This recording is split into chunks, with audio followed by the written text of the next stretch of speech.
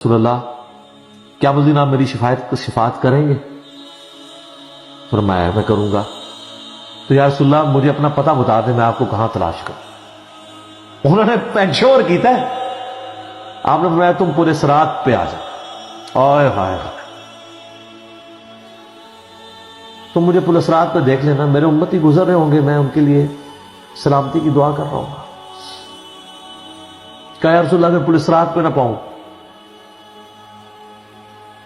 تو آپ نے فرمایا کہ پھر تم میزان عمل پہ آ جاؤ، جہاں لوگوں کے نامہ اعمال تولے جا رہے۔ نبی علیہ السلام کا نامہ اعمال نہیں تول رہا ہوگا، آپ کو تولا نے امن دے دیا نا، انا فتحنا لک فتحا مبینا۔ اور بخاری مسلم میں حدیث ہے، حدیث شفاعت کے سارے نبیوں سے لوگ ہوتے ہوتے حضرت عیسیٰ کے پاس جب اینڈ پہ آئیں گے نا تو وہ کہیں گے بس ایک ہی شخص ہے جس کو امن ملا ہوا ہے، تو محمد رسول اللہ کے پاس جاؤ، وہ شفاعت کرے۔ تو آپ علیہ السلام اپنی امت کی خاطر ہی یعنی میزان عمل پہ تکلیف کاٹ رہے ہوں گے۔ کہا یا رسول اللہ میزان عمل پہ بھی نہ پاؤں تو کہاں جاؤں؟ فرمایا پھر تم حوض کوثر پہ آ جاؤ، میں وہاں پہ اپنے امتیوں کو مشروب پلا رہا ہوں۔ بخاری مسلم میں درجنوں احادیث ہیں، آسمان کے ستاروں کے برابر اس کے برتن ہیں، اور جو ایک بار پیے گا وہ کبھی پیاسا نہیں ہوگا۔ جنت میں لوگ مشروب لذت کے لیے پیئیں گے، پیاس کی وجہ سے نہیں پیئیں گے۔ انہوں نے کہا یا رسول اللہ اگر آپ مجھے پل صراط پہ بھی نہ ملے، میزان عمل پہ بھی نہ ملے، اور آپ صلی اللہ علیہ وآلہ وسلم حوض کوثر پہ بھی مجھے نہ ملے تو پھر میں آپ کو کہاں تلاش کروں؟ آپ پر میں تم مجھے تلاش کرنا، میں ان تین میں سے کسی ایک جگہ پہ ہوں۔ تو بخاری مسلم میں پھر یہ بھی آتا ہے کہ میرے حوض کوثر پہ کچھ لوگ لائے جائیں گے، میں کہوں گا اصحابی اصحابی، یہ میرے ساتھی ہیں۔ مجھے بتایا جائے گا کہ آپ کے بعد یہ دین سے الٹے قدم پھر گئے تھے، انہوں نے دین میں بدعتیں جاری کر دی۔ آپ فرماتے ہیں میں کہوں گا سحقا سحقا لمن غیر بعدی، کو دور کر دو مجھ سے، میرا ان سے کوئی تعلق نہیں۔ بخاری مسلم میں الفاظ ہیں، عبداللہ ابن ابی ملیکہ جب یہ حدیث بیان کرتے تھے تو کہتے تھے اے اللہ ہم تیری پناہ میں آتے ہیں اس چیز سے کہ تیرے نبی کے وفات کے بعد ان کے دین سے الٹے قدم پھر جائیں۔ یہ وہی لوگ ہیں جو حضور کی وفات کے بعد مرتد ہو گئے تھے، مسلمہ کذاب کے ساتھ مل گئے، منکرین زکوٰۃ میں شامل ہو گئے، سیدنا ابوبکر کے خلاف کھڑے ہو گئے۔ اور یہ صرف قانوناً صحابہ کے بارے میں صرف یہ حدیث نہیں ہے، عام امتیوں کے بارے میں الگ سے حدیثیں ہیں بخاری مسلم۔ یہ نہ سمجھیں گے پچھلے لوگوں کے لیے، قیامت تک کے لیے جن لوگوں نے دین میں بدعتیں جاری کی ان کے لیے حدیثیں ہیں، اس میں امتی کے الفاظ بھی ہیں، وہ بھی بخاری مسلم۔ اور امت کیا کر رہی ہے؟ صحیح مسلم میں حدیث ہے، نبی علیہ السلام ایک دن اتنا روئے اور ساتھ ساتھ آیتیں پڑھ رہے ہیں قرآن کی۔ پہلے آپ نے سورہ ابراہیم کی وہ آیت پڑھی جس کا ترجمہ یوں ہے کہ ابراہیم علیہ السلام کہتے ہیں اے اللہ شیطان نے کتنے لوگوں کو بہکا دیا،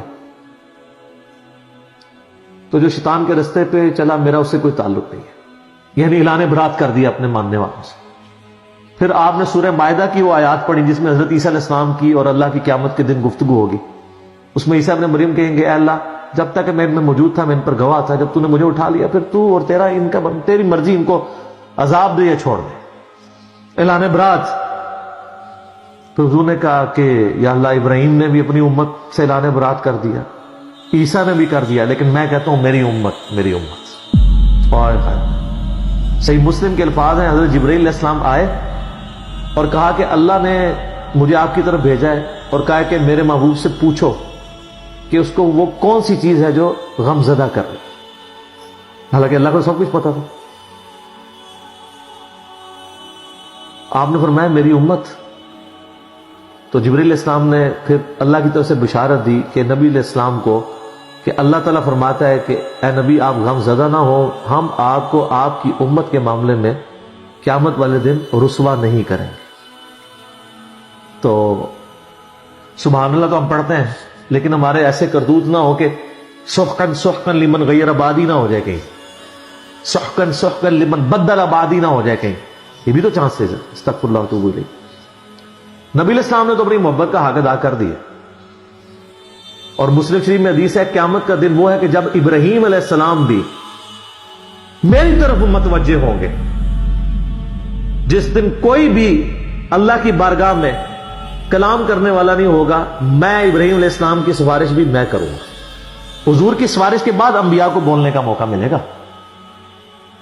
اسی پہ وہ اعلیٰ حضرت کا شعر ہے نا، وہ جہنم میں گرا ان سے جو مستغنی ہوا، ہے خلیل اللہ کو حاجت رسول اللہ۔ بل ہم شعر کہہ سکتے ہیں، ہم محبت کے لیے نعرے مار سکتے ہیں، لیکن نبی علیہ السلام نے جو امت کو تعلیمات دی تھیں حجۃ الوداع کے موقع پر، غدیر خم کے موقع کے اوپر، امت نے کسی ایک وصیت کا بھی پاس نہیں کیا۔ اب یہ ایک دردناک ٹاپک ہے، جتنی مرضی بات کی جائے نہ ختم ہونے والی ہے۔ بس اس کو اسی پہ کنکلوڈ کرتے ہیں کہ اللہ تعالیٰ قیامت والے دن ہمیں اپنی رحمت کاملہ سے اپنے محبوب صلی اللہ علیہ وآلہ وسلم کی شفاعت کے ساتھ قیامت کی ساری ہولناکیوں سے بلا حساب و کتاب جنت میں داخلہ عطا فرمائے۔ آمین ثم آمین۔ ٹھیک ہو گیا۔